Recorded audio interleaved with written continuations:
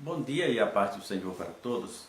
Eu quero ler um versículo da palavra de Deus que às vezes tem causado grandes confusões na mente dos neófitos da fé. O versículo se encontra, foi o profeta Joel que escreveu no capítulo 2 de Joel. O versículo primeiro, vamos pegar esse versículo 2 de Joel e o versículo primeiro com bem calma, para que não confundamos, para que não falemos aquilo que a Bíblia não falou. O silêncio da Bíblia não podemos preencher, e quando ela fala não podemos nos calar. Joel capítulo 2, versículo 1 diz o seguinte: tocai a buzina em Sião e clamai em alta voz no monte da minha santidade. Clamai em alta voz no monte da minha santidade. Perturbe-se todos os moradores da terra, porque o dia do Senhor vem e ele está perto. Duas confusões, um versículo que causa grandes confusões por falta de conhecimento da palavra de Deus.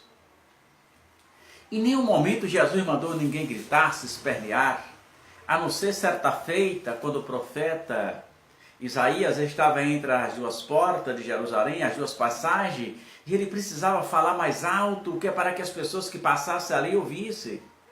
Até porque naquele momento não tinha um megafone para o profeta usar.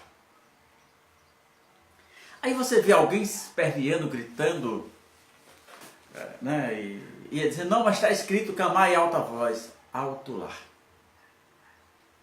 Está escrito assim, clamar em alta voz é uma figura de linguagem.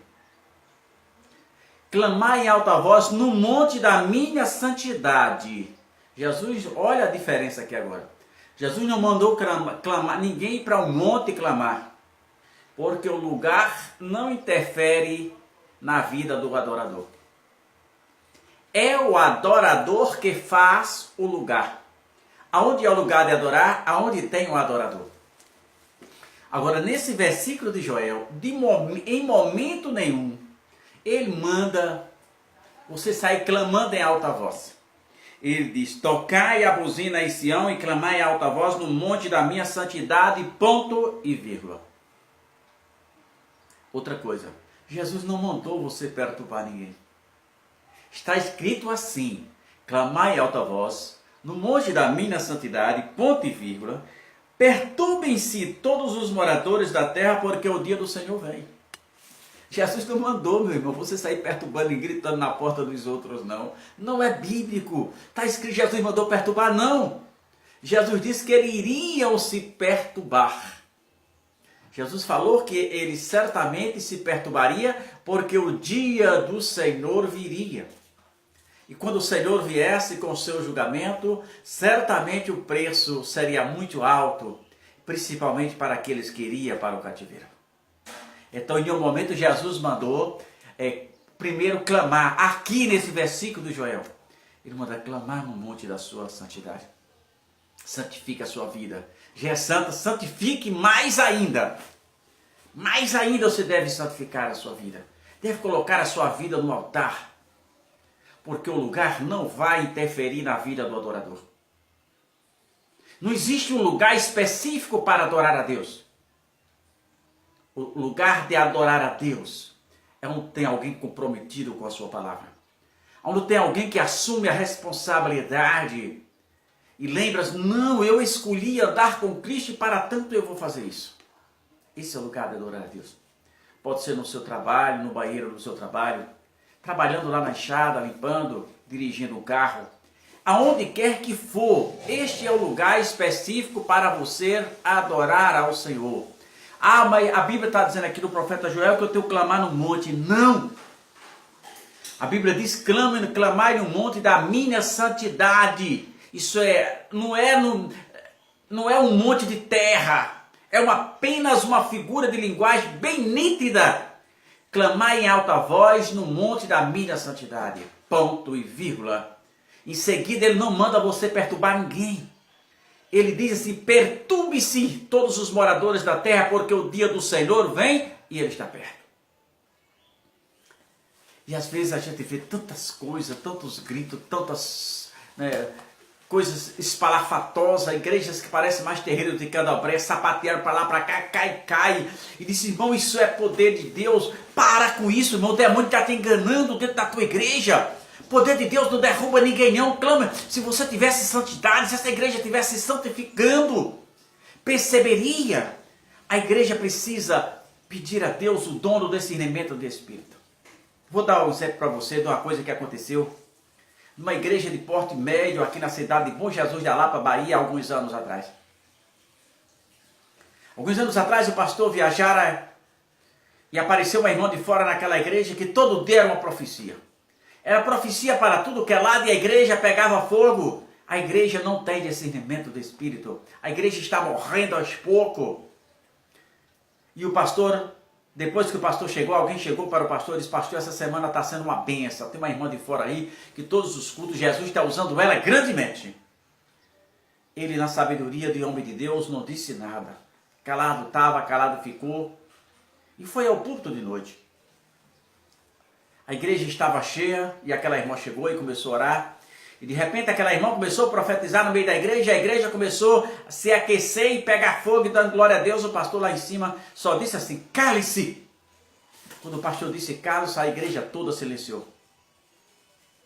E o pastor desceu, calmamente, sem dizer uma palavra. Quando colocou a mão na cabeça daquela irmã, ela caiu no meio da igreja. E o pastor perguntou, o que faz aqui? E o demônio, sem nenhuma cerimônia, disse, enganando a igreja. Se não tivesse um homem de Deus ali, aquilo se passava por manifestações espirituais vinda de Deus, mas não era manifestações espirituais vinda do inferno. Por isso que você precisa clamar no monte da santidade do Senhor. Por isso que você precisa pedir a Deus o discernimento do Espírito. Um líder tem que estar preparado. Tem que ter, além do conhecimento, intimidade com Deus. Conhecimento é muito bom. Ele sempre será bem-vindo. Mas conhecimento teológico, sem intimidade com Deus, vira legalidade. Então, deixa de meninice no meio da igreja, sapatear, pula para cá, pula para lá, dizendo que isso é poder. Isso não é poder, isso é meninice. Poder está na essência. O poder está no verbo, na ação. Pedro não sapateou para dizer àquele homem, não temos prata nem ouro, mas o que tenho levanto de dor. Não. Paulo não sapateava para que mandasse os seus lenços, os seus aventais, e os espíritos imundos fossem embora. Não, de hipótese nenhuma. Porque eles tinham poder na vida. Poder é a ação do verbo. Então, lembre, Jesus não mandou, Joel não mandou você clamar lá no cima do monte de pedra e na hora uma cobra te pegar. Não que isso interfira, né? Isso não vai interferir se você vai ser mais ou menos crente. Se Deus vai ou não te ouvir. Se Deus vai ou não te ouvir, não depende se você está no pó dentro do seu quarto. Se você está no culto na igreja com dezenas de pessoas, ou centenas, milhares de pessoas. Ou se você está lá no monte, no meio do mato. Não. O que vai definir a sua oração, a resposta da sua oração, é a sua intimidade com Deus. A sua intimidade com Deus fará toda a diferença. Então para com isso. O profeta diz, clamai em alta voz no monte da minha santidade.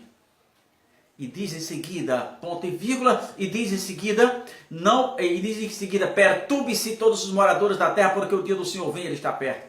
Estava se referindo exatamente ao que viria depois. Então, meu irmão, pense nisso. Quer clamar? Clame ao Senhor. Mas a altura da voz, o lugar em que você está, não pode interferir na sua vida.